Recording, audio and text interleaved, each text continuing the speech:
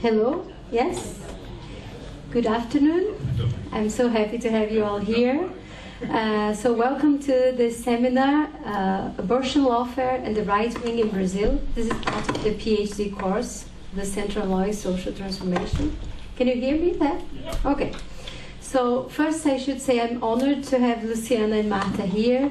Both are professors at the FGV Law School in São Paulo. Marta has taught there since 2007. She's part of the unit Gender, Sexuality and the Law at the center, and the project she's working in is Abortion Rights Lawfare in Latin America. Her main research agenda now is social movements.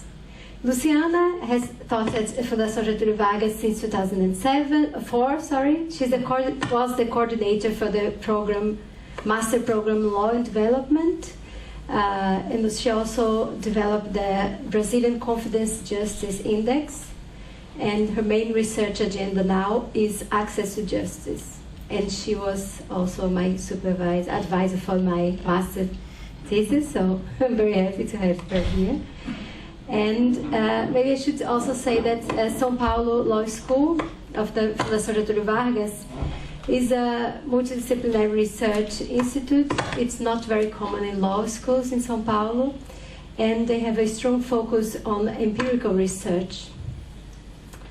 And so for today, what you're going to have, first Marta will present findings of the research she's been working in, and focus on abortion rights, and then Luciana will give a more broader perspective. Sorry, just let's fix this. Yes? And then she will also mention other human rights. So, I don't know how familiar you are with the situation in Brazil now. It's a very complex situation. And just a second, I see faces a little bit concerned about the... So I'm wondering... Okay, should I just talk without the... Okay?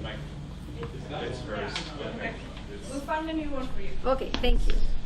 So, it's a very complex situation, and then we had to make choices here. We cannot talk about everything, so we're trying to focus. And so I'll give you a brief little overview of a few key points that led us to the present troublesome situation for you to follow the presentations.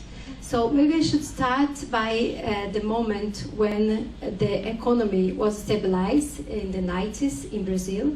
We got inflation under control, and then Lula, the Labour Party candidate, was elected and entered in office in 2003. Luciana will discuss a little bit more about it and the role of our Constitution, 1988 Constitution. But I should say now that to win the elections, he had to make an agreement to continue the economic policy of the previous government to a large degree, and also he was strongly supported by social movements.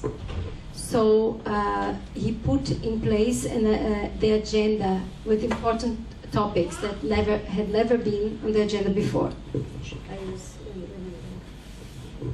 So in 2011, Dilma Rousseff, who was Lula's successor, entered office and was re-elected, starting a new period in 2015.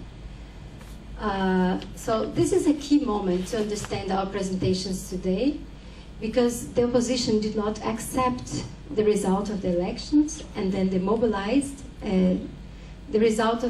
mobilized to remove her from power.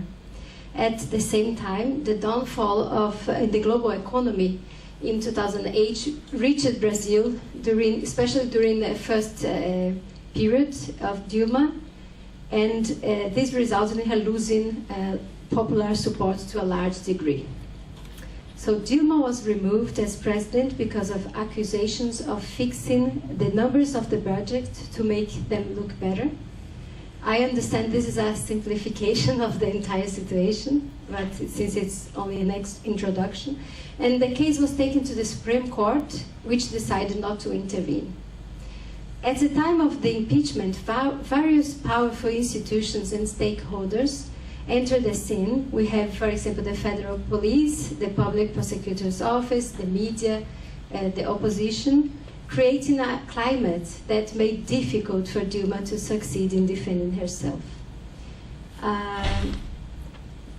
So I would like now to invite Marta to present her findings. Yes?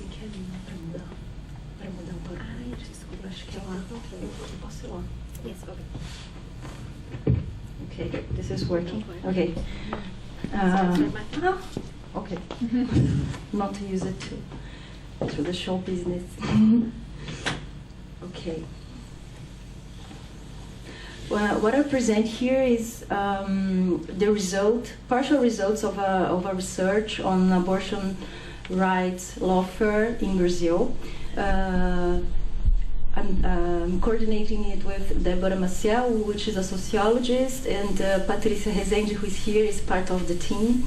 And as we'll discuss in the end, it's very interesting to see how abortion struggles suddenly is in the center of the general politics in Brazil. And that will be the talk between this research, this presentation, which is very focused on the abortion scene, and then Luciana will try to contextualize this in a broader context. Just to tell what happened just last month in Brazil, we have in Brazil, abortion is a crime since 1940, and we have only two exceptions formally accepted in the criminal code, which is risk to life of women and rape.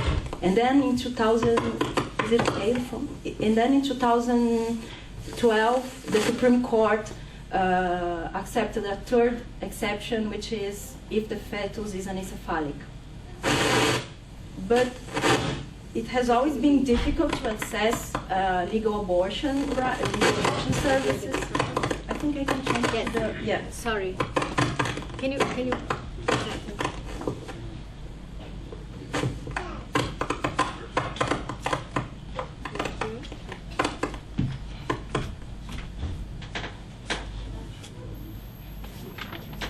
It has been always difficult to access legal abortion services, and in the last month, a state law was approved saying that the woman who was raped and had to, before she would undergo the legal abortion service, she would have to pass through a counseling that would present her photos of the fetus and tell her how is the development of the fetus. And it was a whole bunch of, it was a proceeding quite similar to torture, that the woman who had the right to, that had been raped and had the right to access to it, had to go through. And then the law was approved in a state legislature, and then the pro-abortion movement had to mobilize so it could be vetoed by the governor. And then this episode tells a lot about how is the situation of pro and anti-abortion movements in Brazil. The pro-abortion movement is always in a defensive, is now in a very defensive moment, trying to avoid and to stop the advancement of anti-abortion changes in the law. And the research more or less tells how in my presentation here, will tell how we got to this point. So we have been studying the political process of abortion battles in Brazil since the Constitution, and how pro and anti-abortion movements have been moving and have been occupying different state arenas, have been fighting different arenas, state arenas and non-state, non-stattal arenas, and the methodology is based on the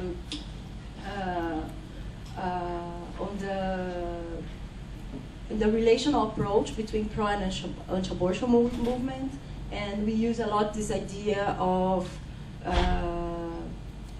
arenas and then the pro and anti-abortion movement would occupy the arenas according to the balance of opportunities and threats.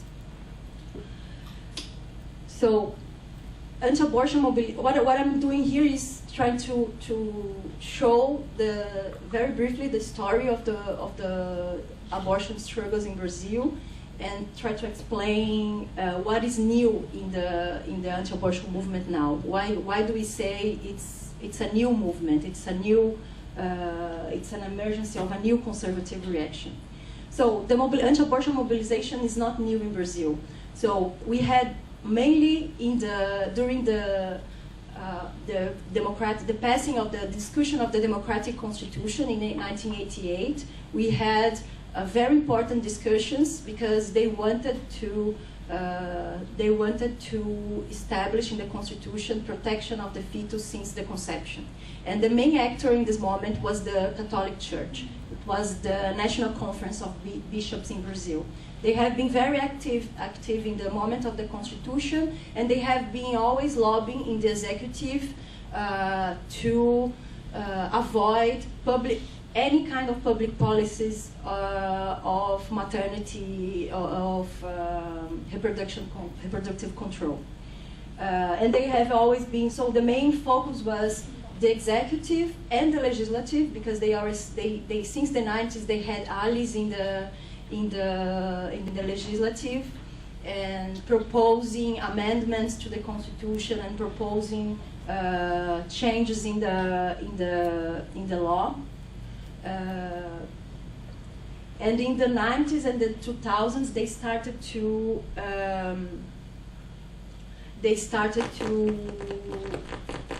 grow internationally, because we had the international conference.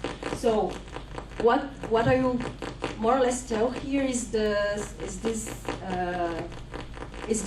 cycle of the anti-abortion movement, from the formation of the field, how they have for a long time used the state as a contentious place, how they made alliance. The alliance, an important moment here was the alliance between the pro-abortion movement and the Lula's government, and then the reversal of the political opportunities, what we call backlash, and then the advance of a new national anti-abortion movement. So what we say, the formation of the abortion battlefield was basically this moment of redemocratization of the country and the passing of the new constitution. In this moment, it was like the moment to have really a formation of the feminist movement, and together with the public health professionals, we could say that they were forming the pro-abortion movement. And in the other side, we have basically the Catholic Church.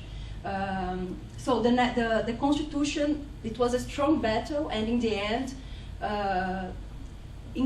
nothing changed. In the end, the Catholic Church that wanted the protection of life since conception didn't got it. So more or less, the pro-abortion movement was successful in stopping this to enter the Constitution.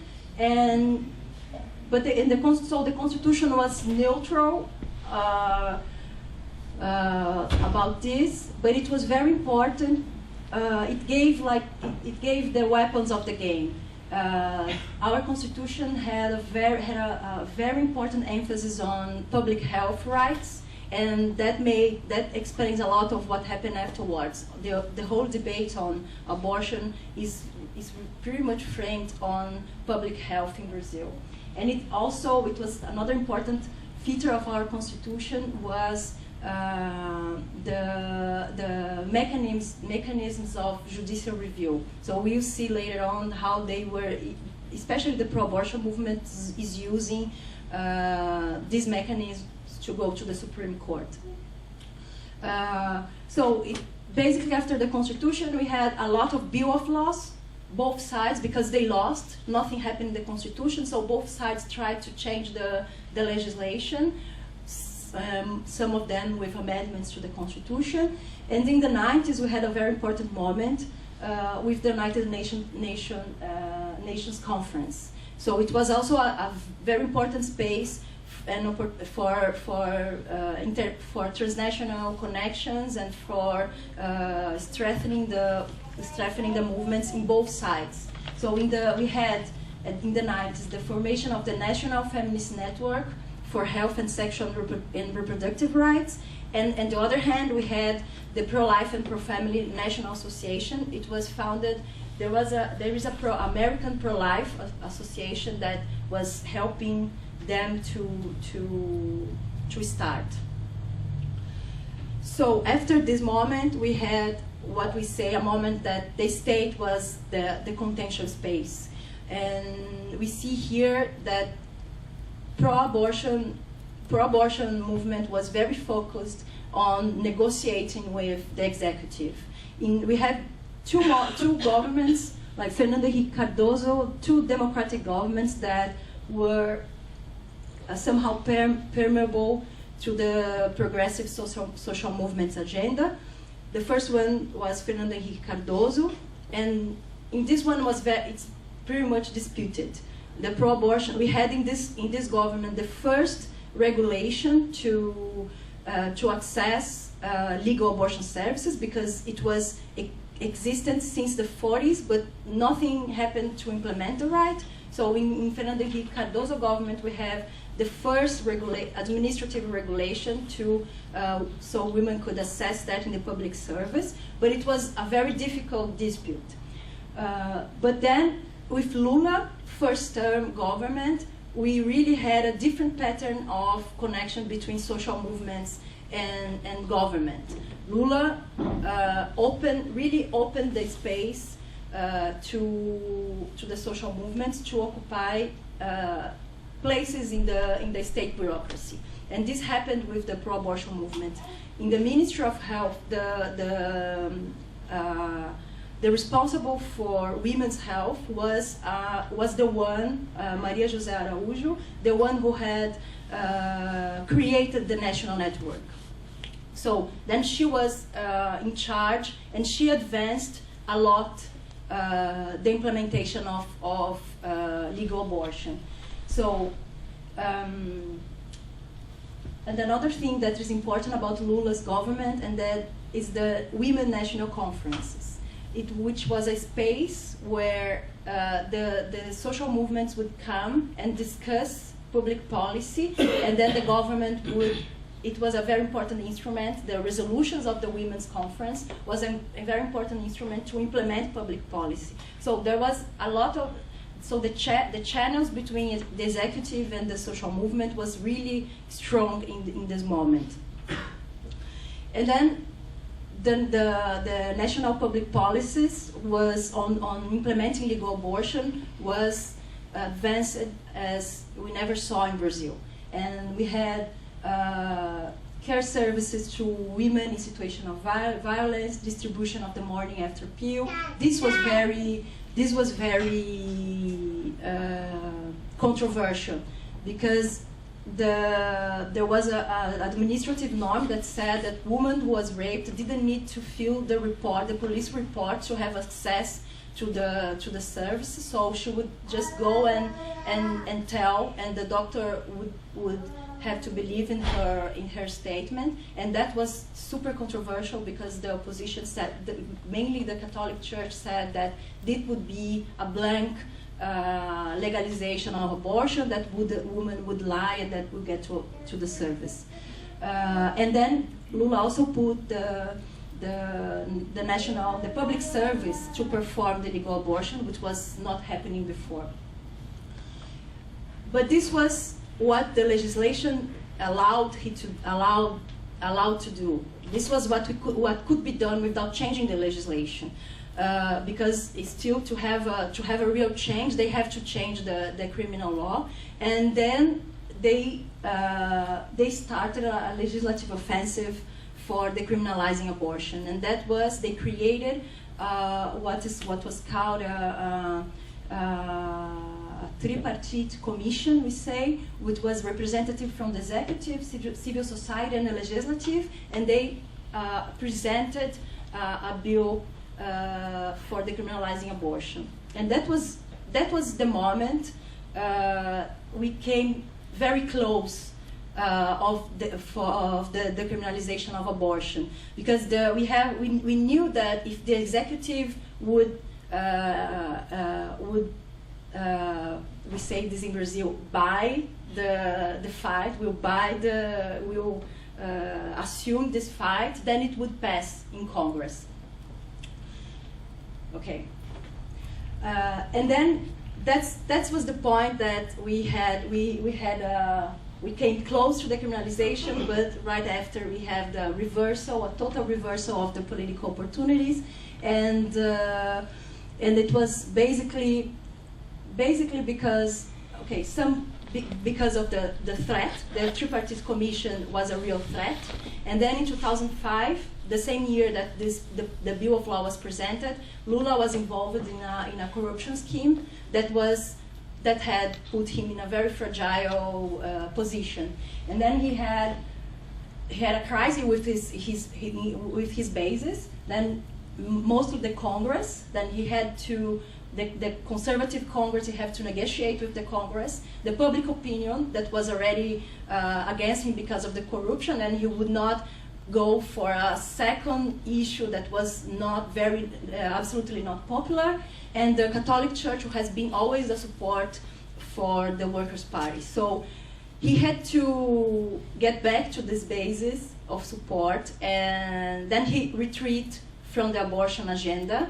And then this bill of law almost disappeared in Congress. Nobody put strength on that. And in 2006, we had what we call the conservative backlash. We had a very important conservative reaction in the elections, in 2006 elections. This was the master thesis of Patricia.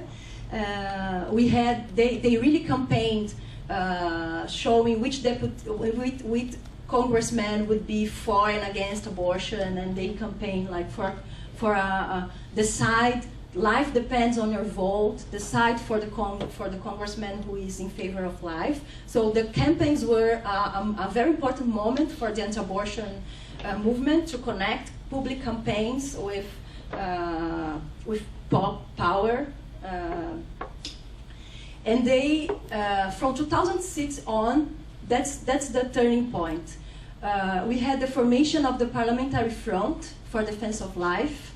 We have a formation of a national movement of citizenship for life, Brazil Without Abortion. They did a manifesto to the nation, and they organized these annual marches in defense of life and family that have been happening all year. So they were very strong because they were mobilizing civil society a lot, which also meant a lot of votes. And they were, on the other side, they have their hand in the Congress was the Parliamentary Front. And the political effects of this alliance was that the Workers' Party was really facing electoral damage because of the previous pro-abortion politics, and so it was a real problem. It meant that the second term of Lula's administration and then Dilma Rousseff government totally retreated from abortion, for any kind of abortion politics. In the 2010 election, Dilma, because of, again, they were mobilizing and they were pointing her positions, her previous position in favor of abortion, she had to sign a letter for the people of God, and when she promised that she would not advance abortion rights or the abortion politics. And then that was the moment that we got here, that the pro-abortion movement began to occupy a very reactive position, only containing the backlash.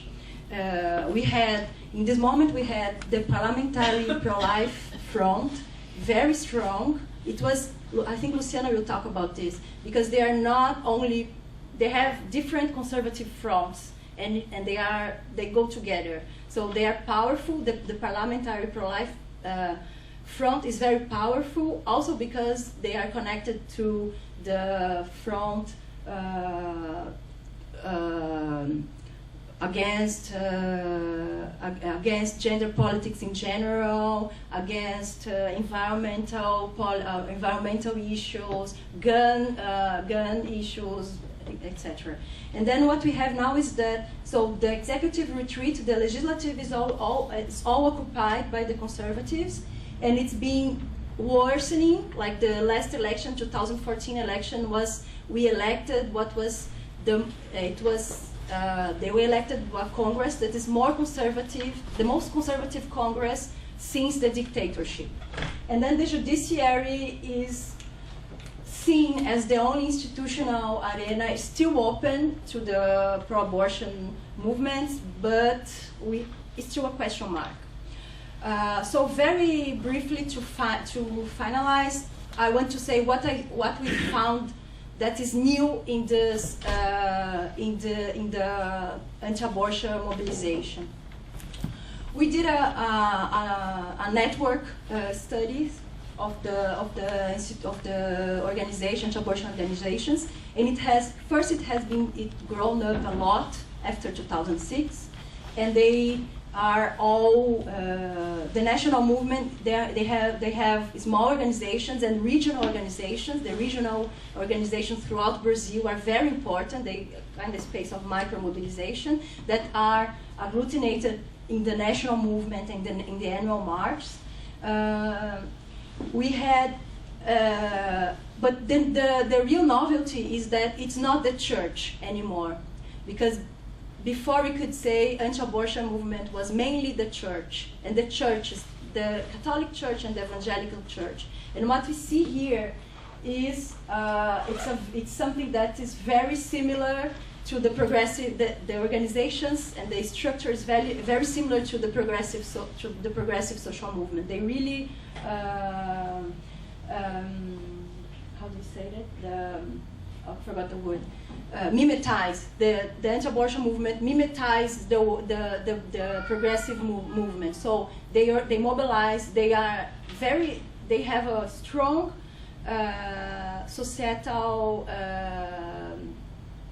ground, and they have small groups. They formed small groups and local NGOs, scientific societies of bioethics, and a lot of professional associations like lawyers pro-life, medicals pro-life. So it's not a church anymore. It's civil society that are organizing the way we know. We already knew the progressive social movements were organizing. And then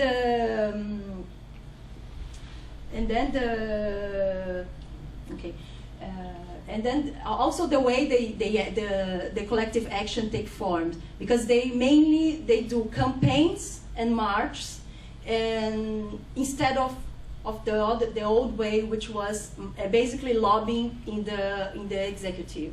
So this is very interesting.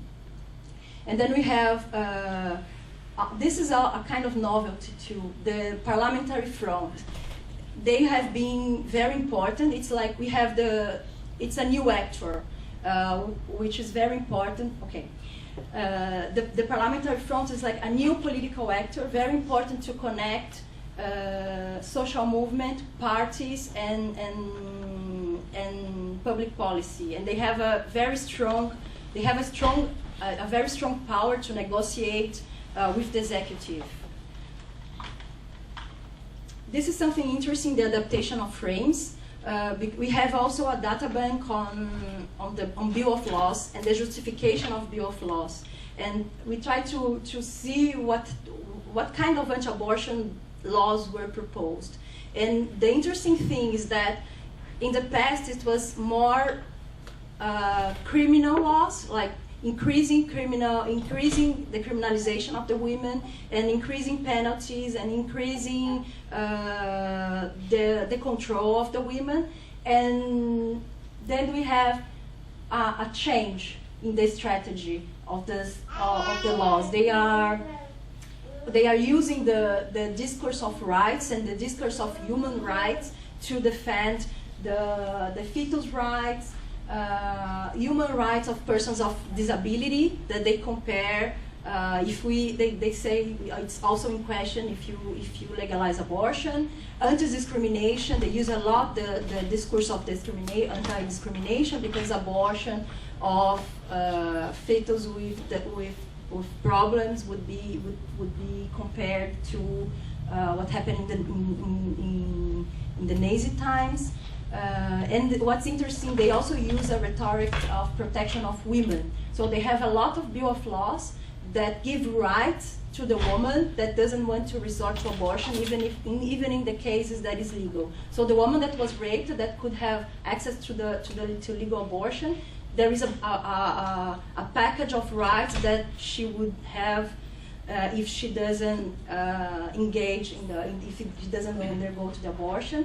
And it's interesting also that we have a lot of rhetoric anti-neoliberalism. Like abortion is something from the States. It's a liberal thing, and it's an interesting it's a campaign from the pharmaceutical industry. They are like deceiving the feminists to pass to protect their interests. So it's interesting how they travel beyond the right and left too.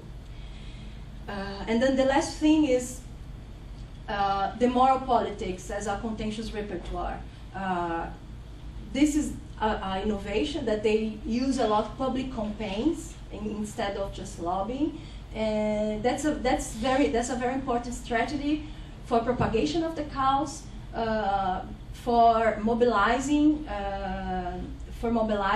people, and then there is this space. Campaigns is also a space for micro mobilization, recruitment, and diffusion process. And I think this last thing is interesting to understand and to connect this to the Brazilian scenario, because in a moment that you have an institutional crisis and politics is corruption and all politics are corrupt, the moral issues are stronger and are gaining more and more importance, and have this and they are able to be approached in a very populistic way. So I think this is happening in the abortion issue, but it can be seen in other areas too. Okay, thank you so much for the opportunity. I didn't do this in the beginning of my presentation because I was nervous, but I would like to thank you, Lara, and Bruce, and Siri, who is not here, for the invitation and the opportunity to present my research here.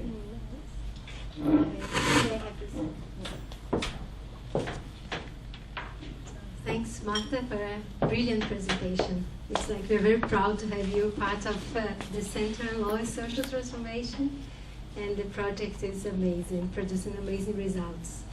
Now, I'm wondering if Luciana would like to try this new microphone or continue with this one. I think that's better to Yes. So please, now let's hear what Luciana has to say, like giving us a broader picture. Mm-hmm. I will speak from here. And first of all, good afternoon. I would like to thank Lara, Siri, CMI, and the Center on Law and Social Transformation to invite me to be here today. It's a pleasure, and I will talk to you about the social, political, and economic situation in Brazil nowadays. Just a little pills about it. And I would like to start my speech by explaining the music that we've had been listening before we started the session. The name of the music is Estado da Lei, or Rule of Law. And it's from the last album from Caetano Veloso, who is a very famous Brazilian musician. He had been part of the Tropicalia movement in the 60s of the last century, and he is still composing songs and make shows all around the world. The music talks about the rule of law and how it's not a reality for a very extension of Brazilian territory, especially for the poor and minority population living in the countryside and in the parts of what we can call the forgettable Brazil. The music was written in 2013, but it has been telling the situation of Brazil and what is coming from that time to nowadays. Although the federal constitution from 1988 have a lot of advances with regard to civil, to political and social rights, just after 20 years of military dictatorship, it has been represented a great democratic moment. And it is a result of the democratization process that began in the late of 1970s with the amnesty of political prisoners and a constitutional assembly elected in 1985, which had a wide participation of social movements from the most different areas. In this sense, the constitutional text not only brought an exhaustive list of individual, political and social rights, but also recognized the rights of minorities, such as indigenous people, and the rights to their lands, the rights to the environment and to the historic heritage. As a way of realizing these promises, it strengthened the justice system through the political and administrative autonomy of the judiciary, the strengthening of the public prosecutor's office, who not only is responsible for criminal investigation and prosecution of criminal cases, also as guarantor of diffuse and collective rights, and responsible, for example, by the class actions in very different areas. Another important note about the federal constitution is the creation of public defender's office, which is the body responsible for access to justice for the low-income people, and the small claim courts, which is responsible to solve less complex cases, and also constitutional text guarantee the right of access to justice as a universal right. All this institutional model made it possible that through the economic reforms made during the 90s, we started the new century with promises of greater social and economic development.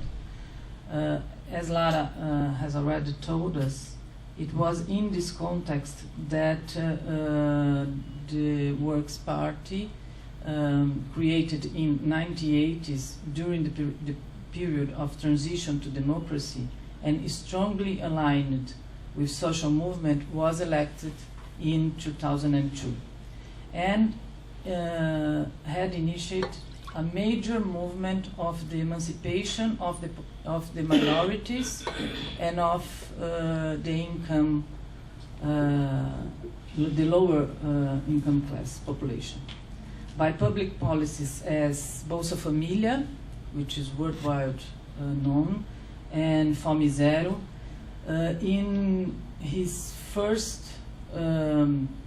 mandate, he have had significant growth and impressive achievements in terms of rights. However, in the second term, just after 2005, mainly through the first cases involving corruption in the government and new agreements with the political parties that have support to the government from that day in the legislative power. The government of the Works Party began to distance itself from the social movement and to seek some support in leaderships and in parts with more conservative agendas. We call these parties and these politicians as the group who protected the rights of the Bible, of bullets, and of ox or cow from the agro-business, and are against the environment. It's like in Portuguese, all the words start with B, so it would be the BBB, like referring to BBB this. party. Yes. And these leaderships are very close from the Christians church, from the evangelical church, and in 2010, during the election, exactly this group join and support the candidacy of Dilma Rousseff from Works Party. She won the election, but the result of this election are still becoming controversy and asked by the other parts, and without the support and participation of the social movements and a less progressive agenda of public policies, in 2016 we have the cup of it. Even in the early years of Dilma government, just as it did after the democratization, the Federal Supreme Court, through constitutionality review, to the judicial review, was a space of resistance for minority. This what happened with indigenous lands, with breaking patents from AIDS medicines, recognizing the lands of former African slaves, and later recognizing the homo-affective union and affirmative policies, especially for the black and the students from the lowest economic class get into the university. However, with the growth of the conservative groups in the legislative power, we don't know what is the future of the Supreme Court. We know that now they are not. They don't want to fight against this very large class inside the legislative groups inside the legislative power. Just an example: the Supreme Court has been absent of major debates, and especially after the coup against Dilma, the court has been sympathetic to politics, seeking consensus with more conservative groups rather than confrontation, which makes the perspective bleak. I am personally very dismayed by the future in Brazil, dealing with the justice system, and especially with the Supreme Court. And I do not think that the judiciary will be able to fight for minority and against the conservative wave that is covering Brazil nowadays. That's why I have, from now and in the conversation, we can be more specific and talk about the consequences of nowadays political and economic situation. Thank you. Thank you, Luciana, for bringing all the issues, human rights issues here to our conversation. But I would like to get one point that both mentioned. It's like the courts, the role of the courts. You're a little bit pessimistic, or maybe very pessimistic, but Marta mentioned the court as and that's my question for you.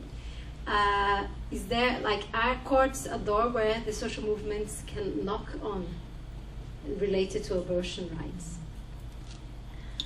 Thank you for the question. It's an opportunity to me to make the whole picture more clear. As I said, we had the first generation of the pro-abortion movement was mainly focused on the executive and the legislative, and it was a little bit resistant to go to the courts. But in 2004, they sent a case to the Supreme Court, the case on the anencephalic fetus.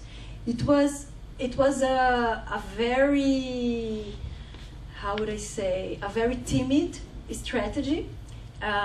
They made a very conservative argumentation, saying this is not abortion, because if it to have an abortion, the fetus would have to be alive, and this is almost dead fetus, because this fetus the fetus has not a brain, and it will not survive. It's not viable. It will survive for 2 hours. So the whole case was saying this is not abortion. It's not a case on abortion. This is just a case of simple adjudication, where the judge has to say that this crime doesn't fit the facts, and they won the case. Okay, they won the case in 2012, many years later, which is also something interesting to study, how the temporality of the courts, they have a proper temporality, but they won the case. And in the meantime, there was another case. It was a case of conservative litigation. Yeah, which is in 2005, the Congress approved the biosafety law, which allowed research with embryos, and then right after that, the general prosecutor, which was a very Catholic person, sent to the Supreme Court a case arguing that the law was against the Constitution for many reasons, but mainly because it was against the protection of life. And this was in 2005. It was proposed after the anencephalic fetus case, but because we had a lot of money, interests on research and in vitro fertilization companies and all that, it was judged faster, and it was a positive judgment saying that the law was constitutional. So it was judged in 2008, and then the anencephalic fetus 2012. So the two cases was not exactly on abortion, but it was two positive signs to the pro-abortion movement. And then, so it was like a sign that they could have an opportunity in the Supreme Court. And then Luis Roberto Barroso, which was the lawyer from the anencephalic fetus case, was appointed to the Supreme Court. So the pro-abortion movement had a direct ally in the Supreme Court. Then they started to see the court. Then there was a simultaneous movement. They saw all the other spheres being blocked and started to see the court as a place of opportunity. So they then, after that, they had two more cases. They started two more cases. One on the Zika infection, the pro-abortion movement. The Zika infection case, which was asking that women, that's a very problematic case, but I'll not go on that. Women that infected with Zika and that had the diagnosis that the fetus had microcephaly could go to ask it that, among many other things, public health and social security and rights could also access to abortion, and this case is still pending. And then finally this year they the pro-abortion movement started a case asking finally decriminalization, directly going to the point. And this is interesting. It was the first time they asked that to the Supreme Court. It was also a moment that there are many questions there. There was no other option, no other institutional option. If it's not the court, it's not happening. All the contrary, in the Congress, we are the pro-abortion movement are trying to avoid the passing of the unborn child statute, which is the total ban of abortion. So it's like the last institutional battlefield. And what has always been a problem to the pro-abortion movement, they never found institution, because in this kind of judicial review, just some institutions can access to the Supreme Court, and they never found an institution that would accept to file a case to ask the full decriminalization of abortion. And then finally now a very minoritarian party, a left-wing party in the Congress, which is totally minoritarian in the Congress, almost banned in the Congress, decided to sign this petition. So also, this is also important. And then it's pending. It's like the only hope of the pro-abortion movement. But the scenario is, it's a big question mark. The scenario is a big question mark.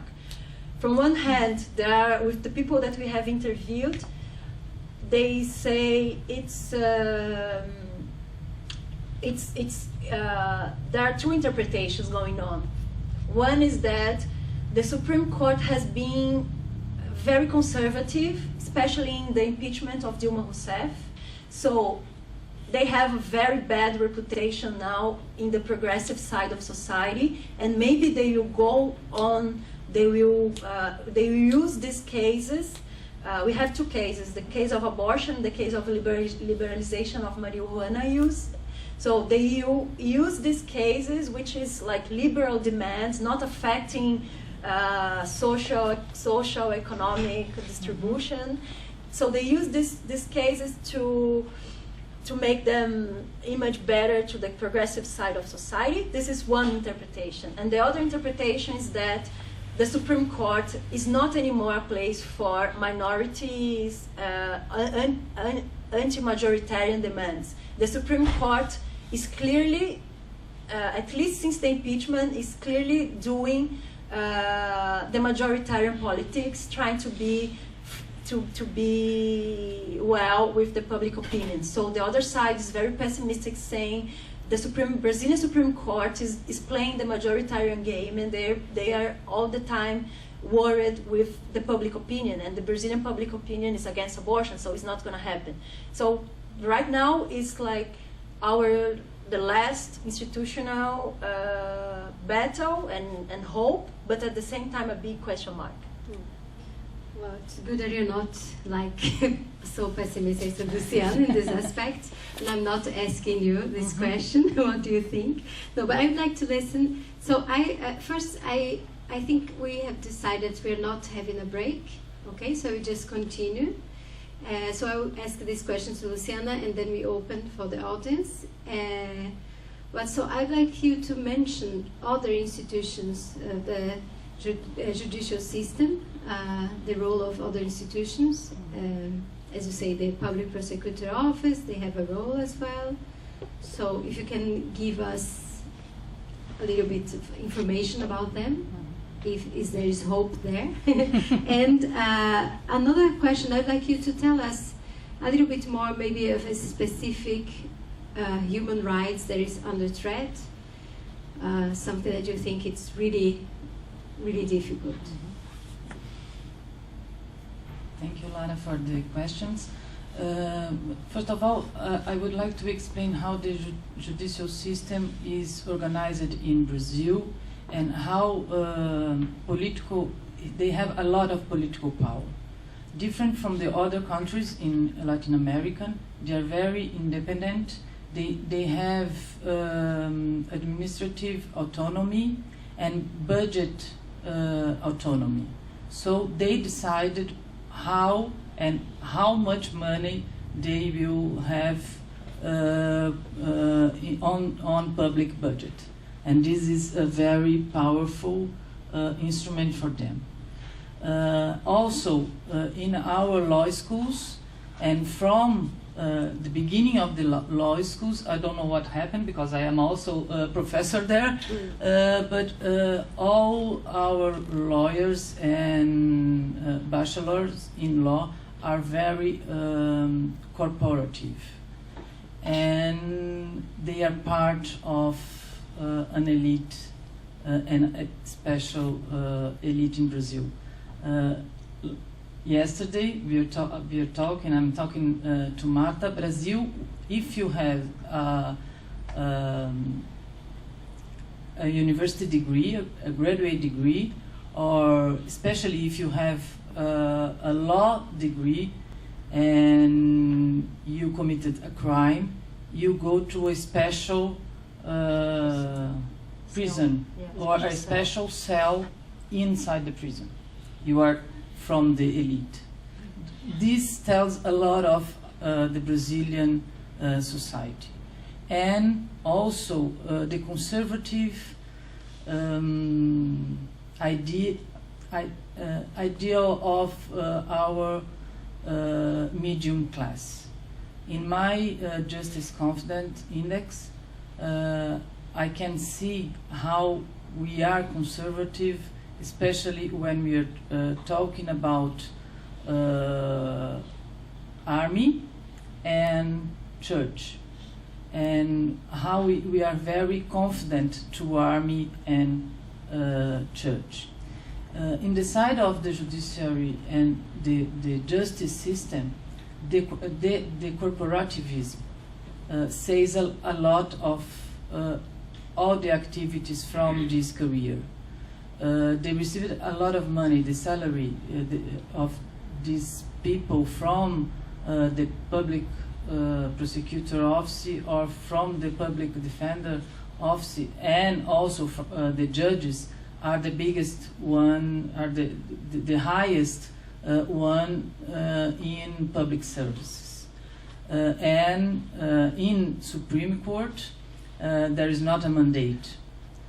So they are there until 75 years old, and this structure made them, oh, I can listen to the social movement, I can listen the minority, but I don't have to go with their issues to the courts. And I personally, as a public prosecutor, I can choose which kind of issue I can take to the courts.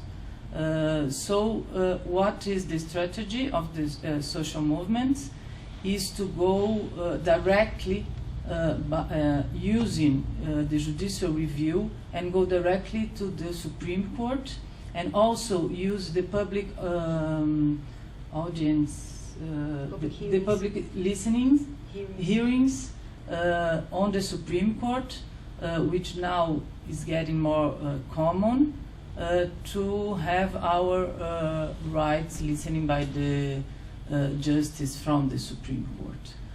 The NGOs are not on the legislative power nowadays, they are in the Supreme Court, and since last year, all of these human rights issues are not relevant for the Supreme Court.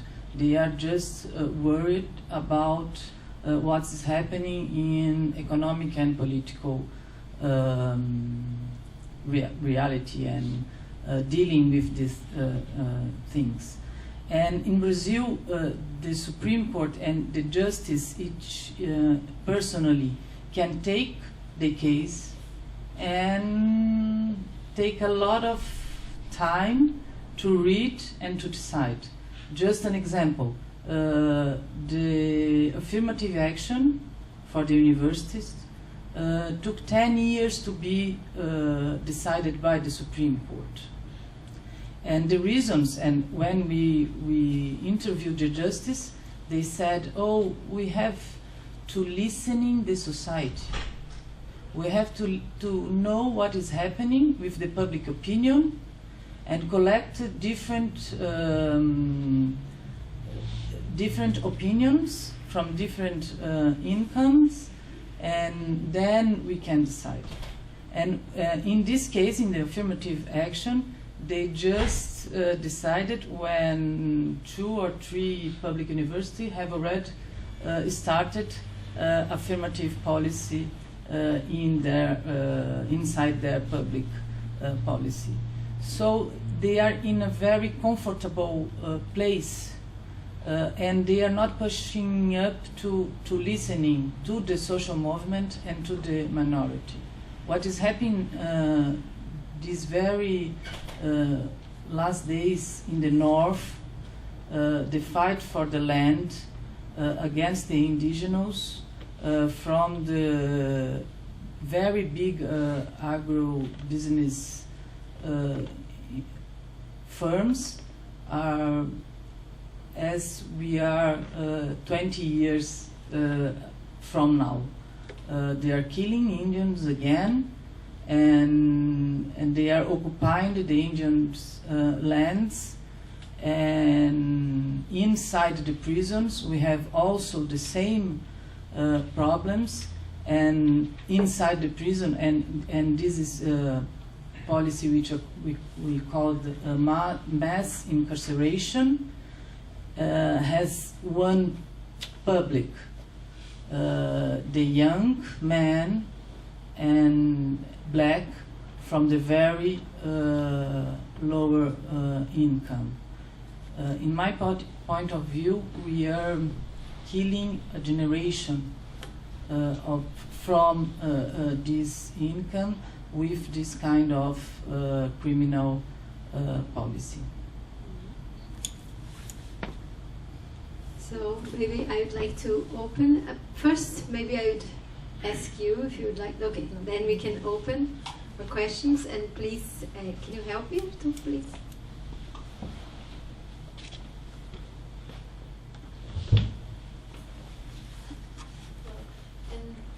Thank you so much for your talk. I have a question about the law perspective, as I myself have a more medical perspective on this subject. So access to abortion is quite difficult in Brazil, and as I understand, there is a growing market for legal abortions. Do you know the consequences for the woman and the healthcare services who provide these illegal abortions in Brazil? I mean, is this a thing that is kind of ignored by the government, or are there a lot of cases where they actually get quite a bit of a punishment? Because, as I understand, you can, if you have enough money, you can access illegal abortion. But if there's a complication and you need to be admitted to a public hospital, then do they tell openly that I've undergone an abortion, or does that imply a lot of consequences? Thank you. Are you answering? Around? Maybe yes, especially if it's related questions. But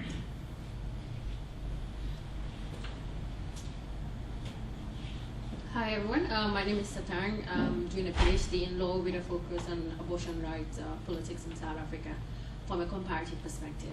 My question is to Marta, and I'm particularly interested in the process or the methodology that you use in your research. I know that you mentioned that you use the relational approach, and I also read a paper that you wrote on the Health and Human Rights Journal.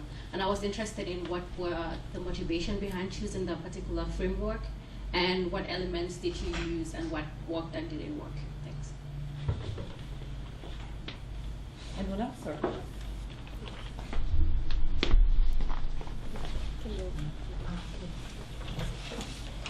Yeah. It's very difficult to answer a question right now because everything is changing a lot after the coup. Okay, the scenario we have is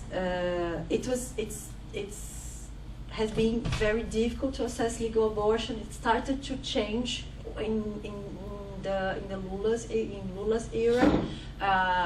Then they created many hospitals. Like it was like what we have now is what was created in that time, but it is still very few comparing to the need, and they are very centralized in the centers, so in the big cities. So it's very difficult. And what happens? There is a very interesting documentary of Deborah Diniz.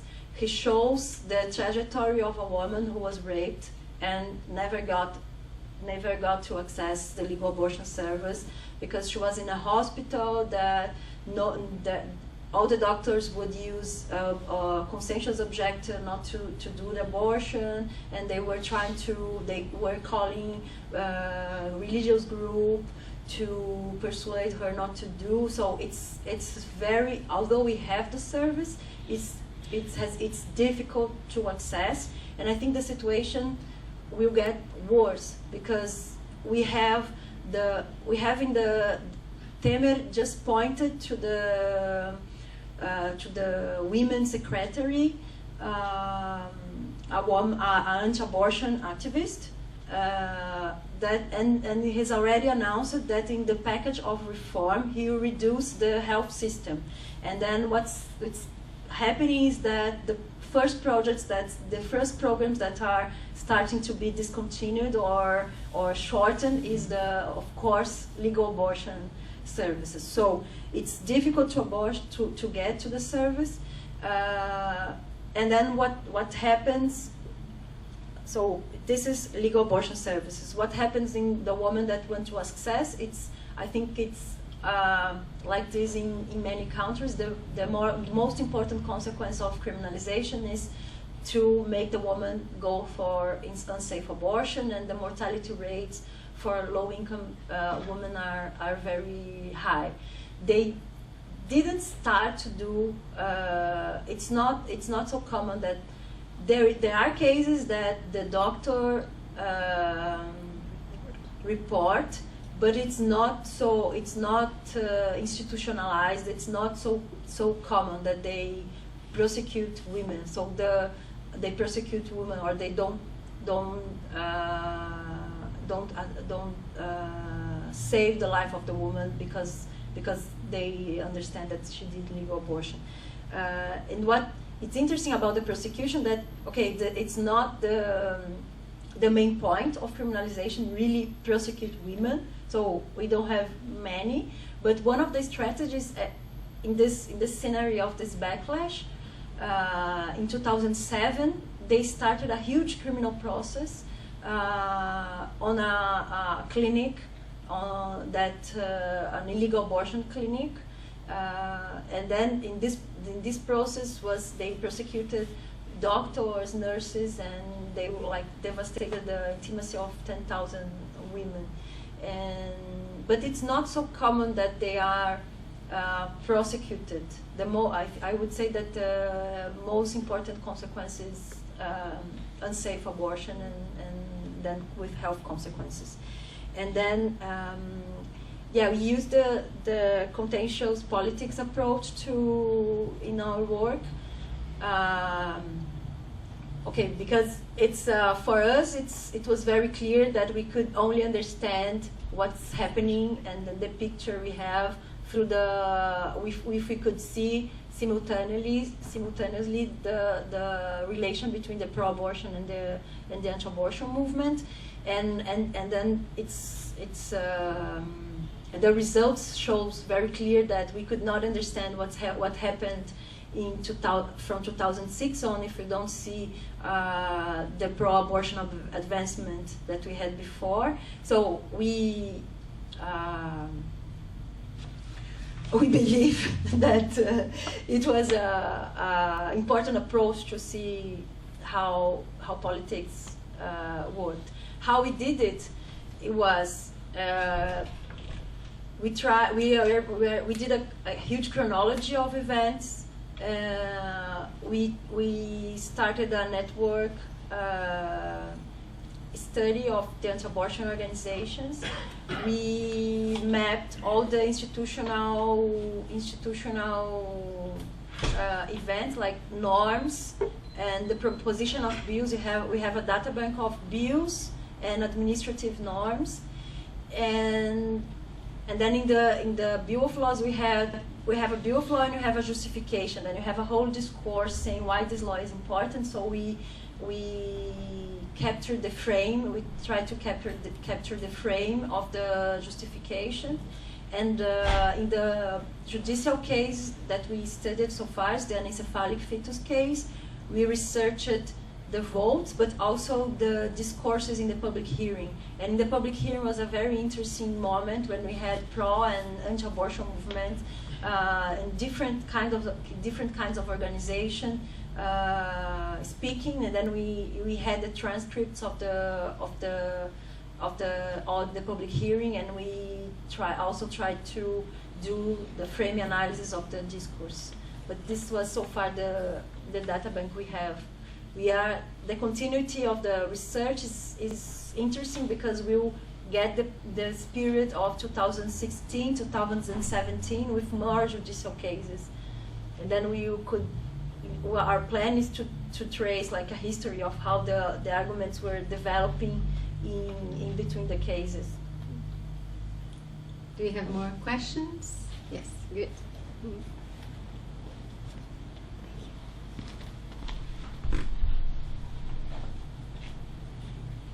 Hi, my name is Ted, and I have 2 questions, if that's okay. My first question is, how is the international, or how does other countries react to the situation in Brazil? Is there any solidarity, and international organizations such as Amnesty and the UN, what role do they play in this?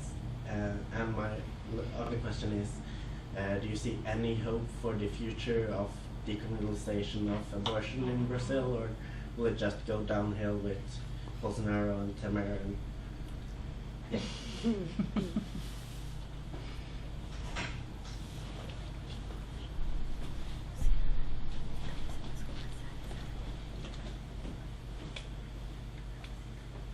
Yeah, thank you very much for nice presentations. I'm Richard Sambaida from Tanzania in East Africa. I have one question. I'm just impressed by the way you've managed to map out the different discourses related to abortion, both from those who are against you and those who are pro-abortion, right? So I'm curious to learn from you. Do you see complete, divergence in their discourses? Are there no, areas where there are also some kind of convergence and with a view of, trying to find out some common grounds where we can start the conversation and negotiation? Thank you. Another one here? Yes. Yeah. Hi, I'm Aaron Spitzer from Canada. Also, thank you for the presentations. Marta, you mentioned, I guess this is a sort of question related to discourses as well, you mentioned the adoption post-2006 of the anti-abortion forces sort of using this individual rights discourse. And I'm curious if you can say more about what you perceive the intentions of that to be, whether it's just affecting public viewpoints or whether it's actually to affect the viewpoints of legislators or even of members of the court, and also whether that has been sort of followed on with actual a change in approaches, those sorts of things, or attempting to bring those sort of things before the courts.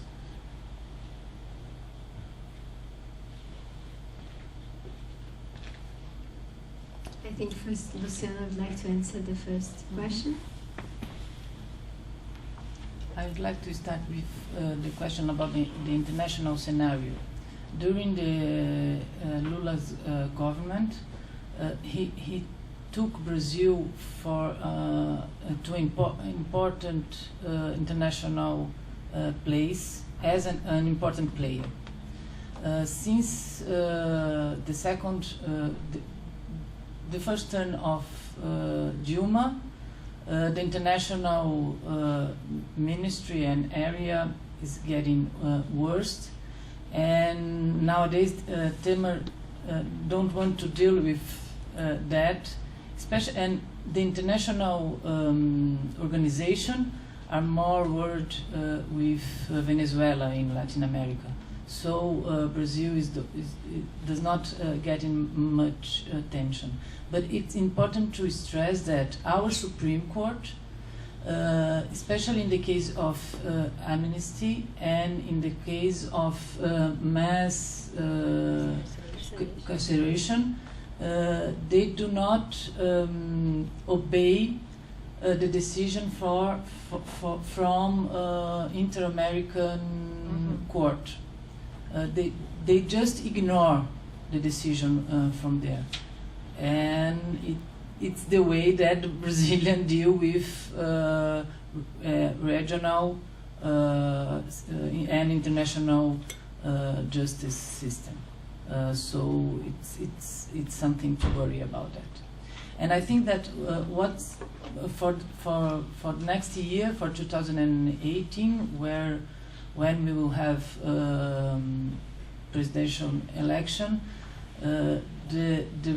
not the right wing, but the conservative wing is getting a lot of power from São Paulo, where we have a major who stressed that he's not a political, he's a businessman, and he's looking to Trump and to Macron and say, oh, can be good examples of businessmen and politicians. I am the same. I avoid politicians and avoid political parties. And Temer and his party is wonder to getting this Major Doria, his name is Doria, to getting closer to dispute the next election. So that is the scenario. Yeah, thank you for the questions on the frames. I think it's super interesting what's happening with the frames, because we have from one side pro-abortion movement in Brazil very rarely used the discourse of autonomy. It was mostly on public health and health mortality. So also because maybe our constitution was so strong on public health that they were trying to join this, and then we have also other branches of important social movements related to health with important conquests in the judiciary. So it was the pro-abortion movement always bet more in the discourse of public health and protection of women than autonomy. And then from the other side, the anti-abortion movement, in the beginning we see like the traditional Catholic Church, the CNBB, using the discourse of the church and the protection of life because of God, and they started to be more and more secular and more like they are. If you see the arguments they use, they rarely use religious argument. They use whether scientific or rights arguments, arguments from legal arguments, and then so it's I think it's important because like they want to say that their public policy they are asking for. It was not a religious public policy. It was non-religious and secular motivation, And then it was very important in the Supreme Court when they were in the public hearing, they were making their point that it was not a religious point, it was a secular argument. But I think the other arguments are interesting because we really see that the game of the relational approach, the relational game, because they are using the same, they're starting to use the same arguments the pro-abortion movements were using. So the question of protection of women, when a traditional argument from the pro-abortion movement is women are dying of unsafe abortion, we have to protect women's life. And then you look to the anti-abortion movement, they are saying exactly the same thing, but so we have to protect women, we have to stop these illegal clinics because they are killing our women. So the same arguments of protecting women, they are saying, so we have a whole bunch of public social security policies for women who doesn't abort. So the protection, we are very concerned of women and public health of women.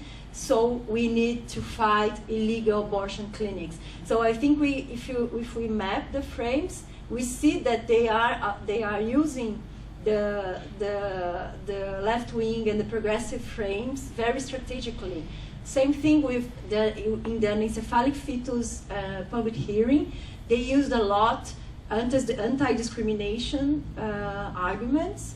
They compared the approval of abortion to the Nazi regime because we are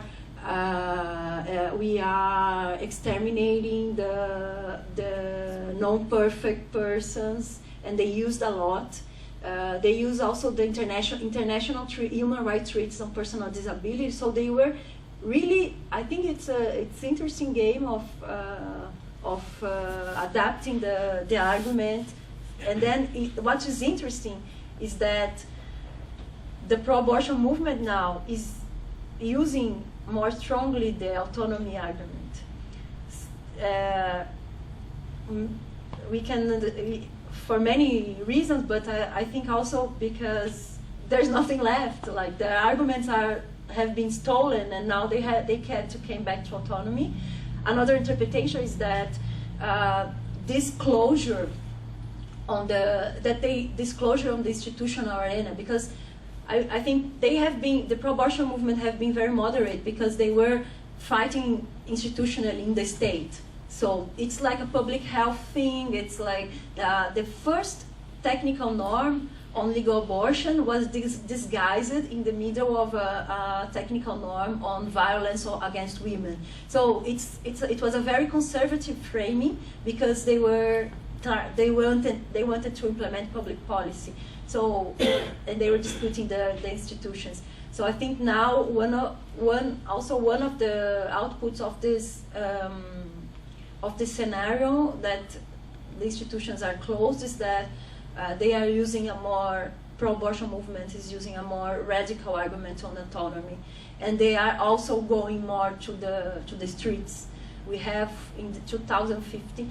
At the time we had a very conservative Congress, and then the politician Cunha, which is the same politician that was very key to the impeachment to Dilma Rousseff, is the key person in the Congress that proposed and is fighting for the unborn child statute.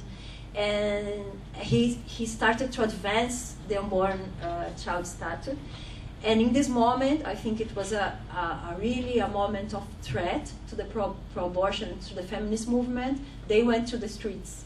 And then it's also interesting that the whole scenario also had a consequence pushing to a more radical argument and to more radical and non-institutional strategies.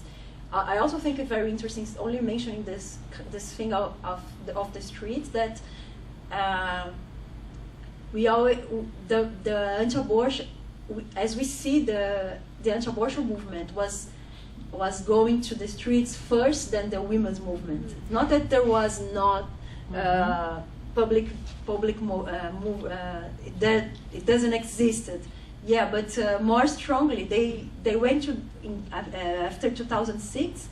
they were very powerful in doing this march, and then in 2015, women went to the streets too against the unborn child. So it's interesting. We could only see that if we see both movements acting and reacting. So I think it's very strategic, the way they use the frames. It's really strategic. And then the last question, a very difficult one, about going downhill.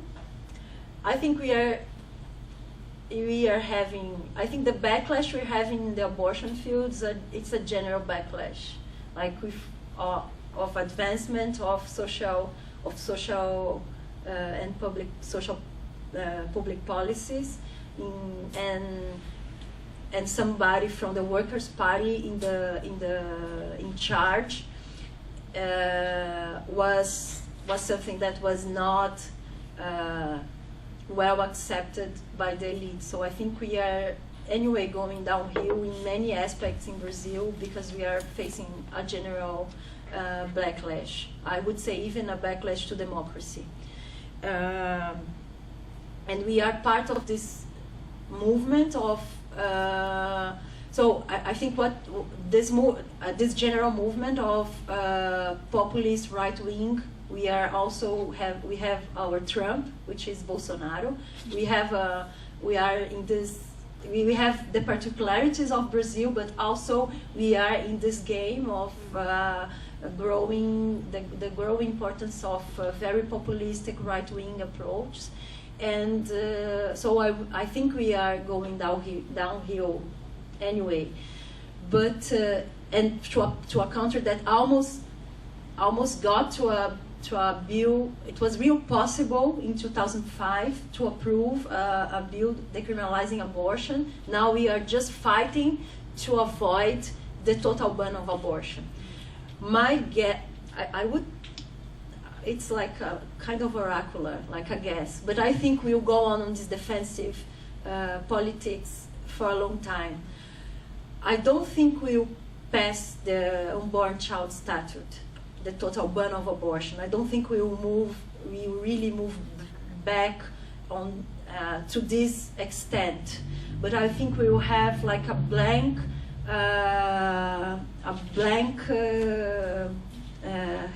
retrocess.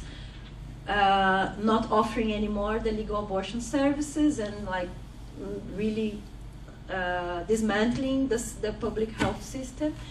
And I think the cases in the Supreme Court, the anencephalic fetus, although it was a very moderate case and the lawyers were very criticized because they were so moderate, and in the end it was not a real victory of abortion cause.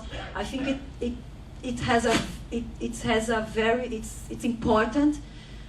It can be read a very important case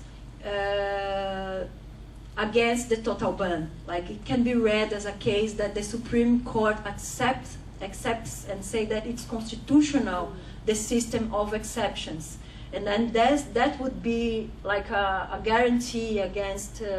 I think the Supreme Court may not advance and decriminalize, but they may guarantee the system of exceptions, of legal exceptions. So I think what we have, I think my guess, it's really a guess, that we are not advancing, but we are not, at least in this barrier, that on the legal causes, we are not going back like what happened in Central America, that they really approved the total ban. I think we are just not moving forward.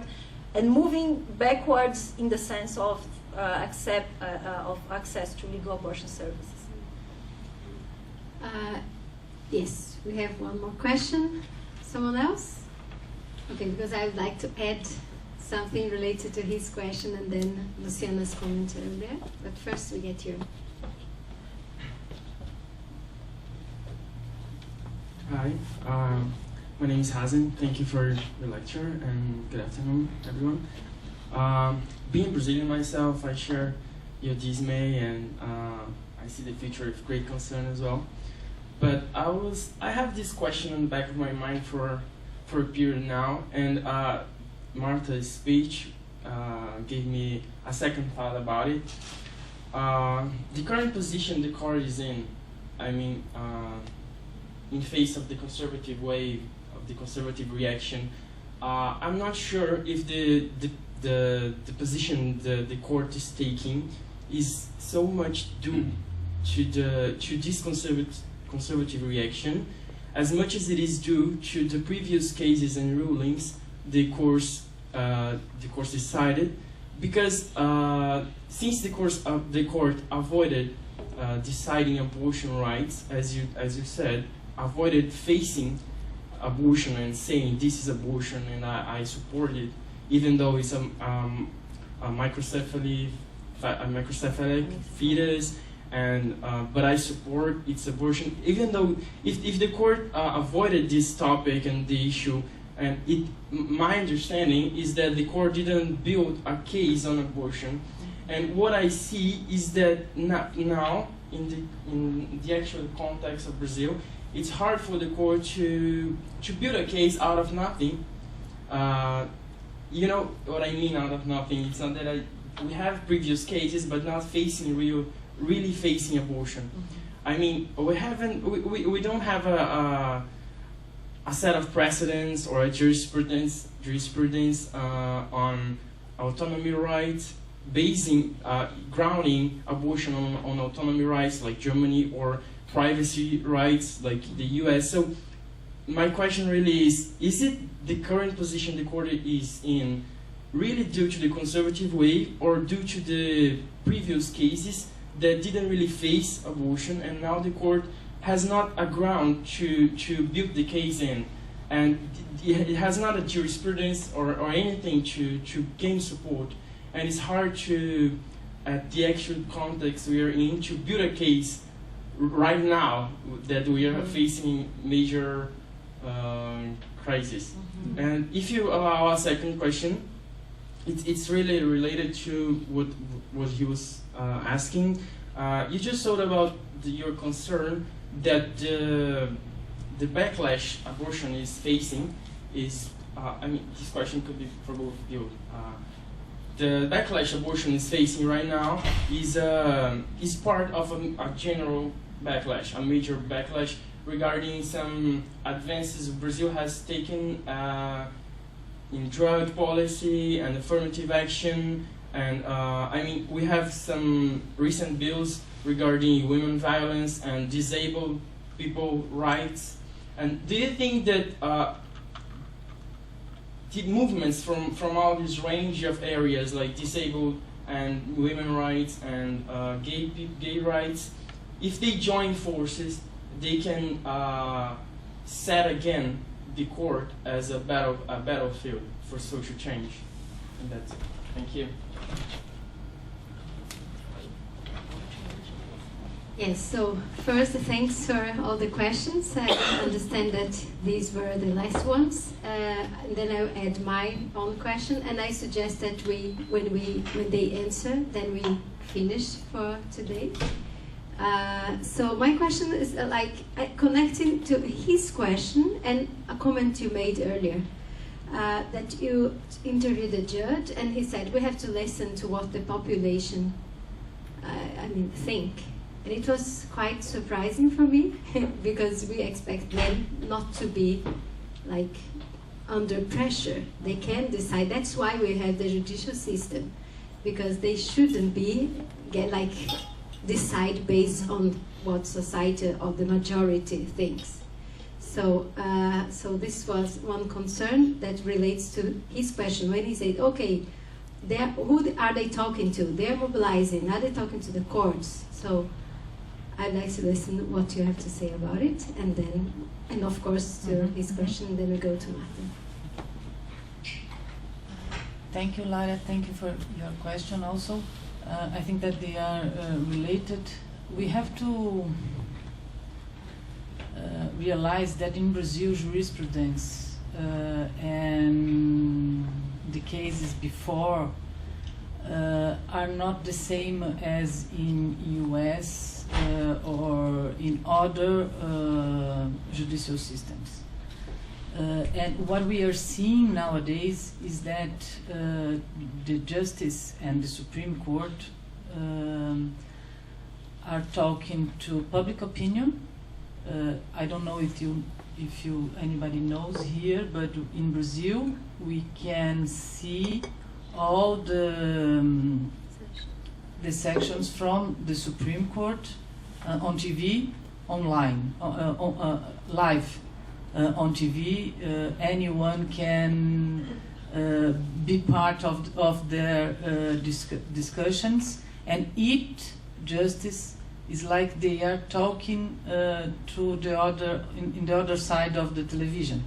They don't debate itself inside of the court.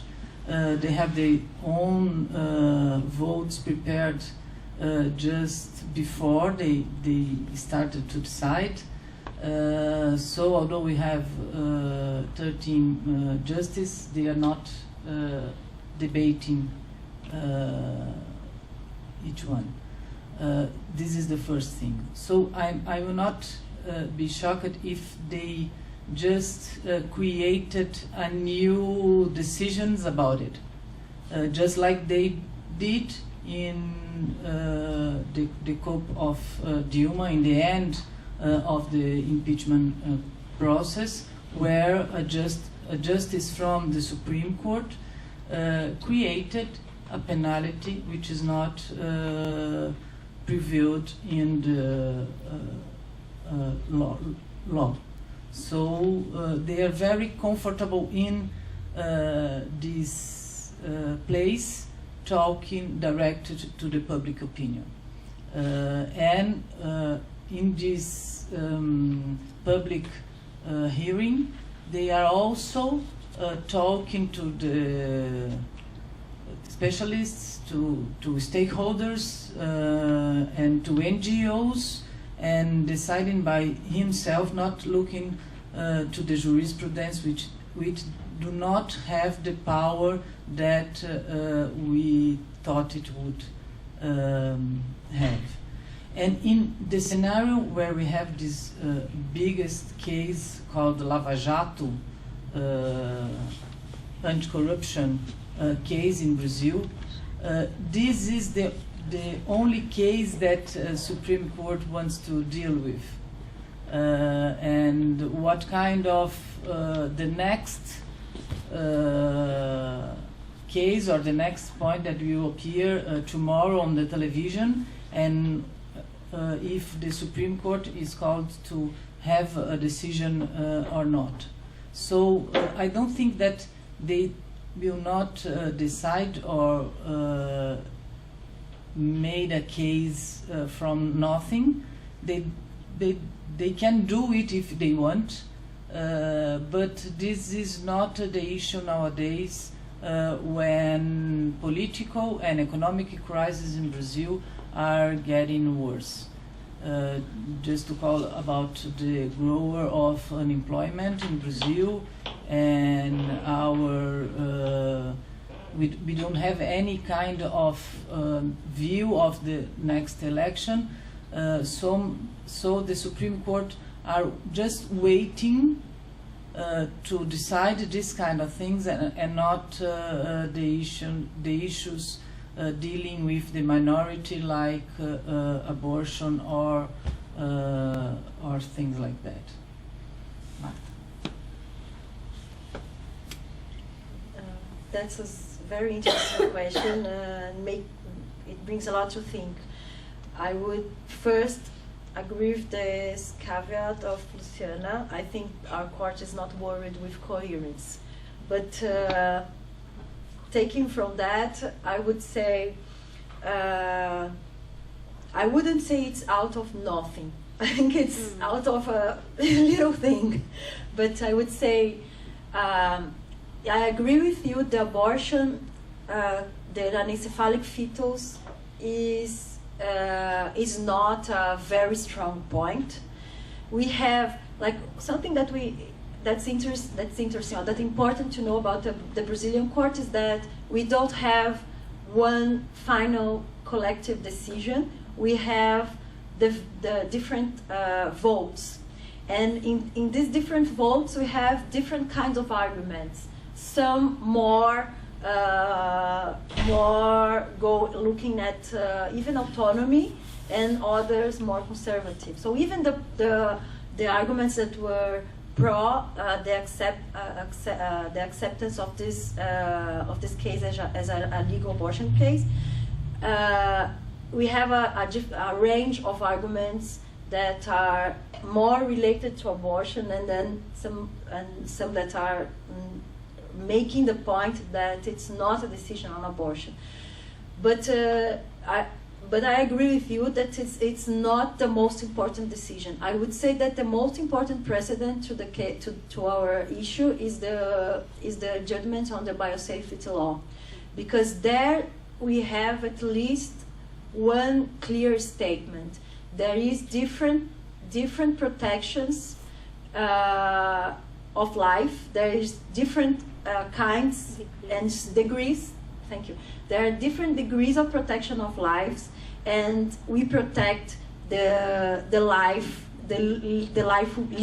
lived life more than the potentiality or the fetus life. So at least they accept clearly that there are different degrees of protection of life, and what is more important is biographical. I think they use this expression, the biographical life, the life that was lived, and I think this is more important. Like paradoxically, this is more important. This is more important as a precedent argument than the arguments that were in the anencephalic fetus case.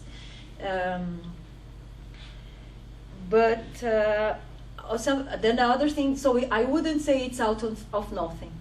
But I would agree with you that we don't have a clear precedent on abortion. If they want to use this case as a precedent, I think as our precedent system, it's not a precedent system, and they are not so worried in building coherence. I would say this could be used to support a decision on a pro-abortion decision. We had a case in the meanwhile of the Zika case and this new case of the criminalization case. We had habeas corpus judged. It was a habeas corpus, which means it was like a decision for this case, for a specific case. It was not a general decision as this or a ruling decision that would be applied, would have general enforcement.